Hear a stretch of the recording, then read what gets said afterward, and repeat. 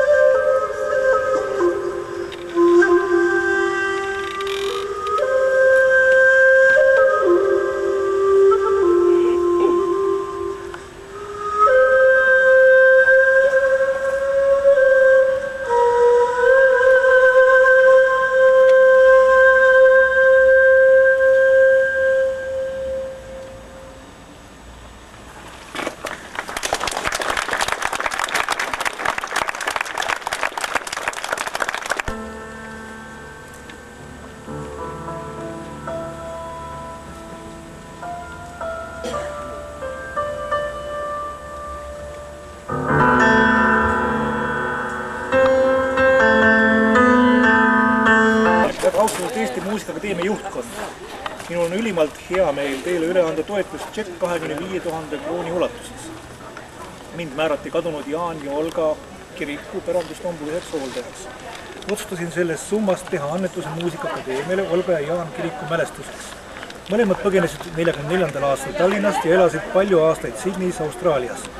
Nad armastasid Eesti muusikat ja olid suured rahvuslased ning tublid eestlased. Nad puhkavad Eesti kalmistul Sydneys. Nende soov oli, et ma nende pärandustombust annetaksin summasid väärikatele Eesti asutustele. Eesti Muusikaakadeemia on esimene sellise annetuse vastu võtti. Loodan selle sammuga olla eeskujuks teistele väliseestlastele, kes võiks oma pärandussummasid suunata Eesti Muusikaakadeemiale ja teistele kultuurilistele ja teaduslikele ettevõtmistele Eestis. Soovin teile südamest õnne ja jõudu selle suure ja väärtusliku töö läbiviimiseks, mis teile on usaldatud. Eestil pole tulevikku ilma Eesti lauluta, muusikata ja kultuurita.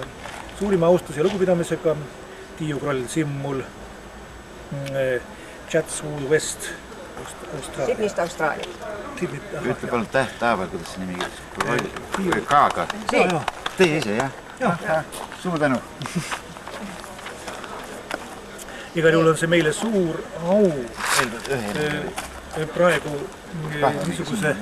No, härra Laulju tegi mulle ettepaneku, et ma oleks Muusikaakadeemia selle Neeme Järvi nimelise sihtfondi esindajaks, eks ole, ja ma kavatsen nüüd ka Austraalias korjanduse läbi või vähemalt meie lehes üleskutse avaldada, et inimesed kas siis pärandaks või annetaks otseliselt ja seda tuleks teha ülemaailmselt. Nii, paneme nüüd tšekki ümbriks tuulda ära. Siin ongi Sõnamilehe esindaja härra Randalu. Ja ma usun, et vähemalt Sõnumilehes on see tegelikult ära tulnud, aga me katsume ka teistesse lehtedesse. Anne on proovis Estoniast, tema saab 2 vabaks.